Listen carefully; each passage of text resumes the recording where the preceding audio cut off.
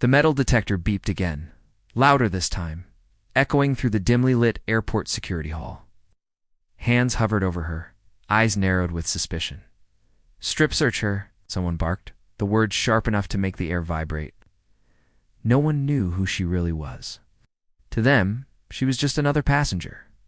Ordinary, vulnerable. Yet beneath her calm exterior beat the heart of a Navy SEAL, Admiral trained, fearless, and unrecognizable. Before I tell you what happened next, tell me in the comments where you're rewatching from. I love knowing who's listening. She inhaled slowly, feeling the weight of dozens of stares, the press of anxious tension in the air, the faint scent of disinfectant mingling with the heat of bodies pressed too close. Every instinct screamed caution, yet her movements were deliberate, controlled, like the tide itself bending to her will. She remembered the countless drills, the hours spent honing her mind and body for moments just like this. Moments where a single misstep could turn curiosity into catastrophe. The security officers were growing impatient. Hands reached for her clothing, their grips heavy, rough. Their faces twisted with authority, unaware they were about to face someone who had commanded fleets, strategized battles, and trained the very soldiers now leering at her. She held their gaze with a steady calm, her eyes reflecting nothing but composure. Yet behind that composure simmered the power of experience, the silent assertion that she would not be broken. She thought she'd never have to reveal herself here, in such a mundane yet humiliating scenario. She was wrong. One officer's hand grazed her jacket, and a spark ignited. Reflexes honed over decades kicked in not for violence, but for clarity. Perfect, calm yet commanding, sliced through the murmurs like a blade. "Gentlemen, step back now." They froze. Hesitation rippled through the room. She could feel at the sudden shift in the air as authority, real authority, began to make itself known. Yet she did not raise her voice further, did not lean on intimidation alone. Every movement was calculated, her stance, her breath, the subtle shift of weight that radiated control without threatening anyone. It thrummed in the fluorescent lights overhead and in the shuffling of nervous feet. Whispers spread quickly, curious and uncertain. "Who is she? A Navy officer?" The murmurs grew louder until silence fell like a curtain, broken only by her steady exhalation.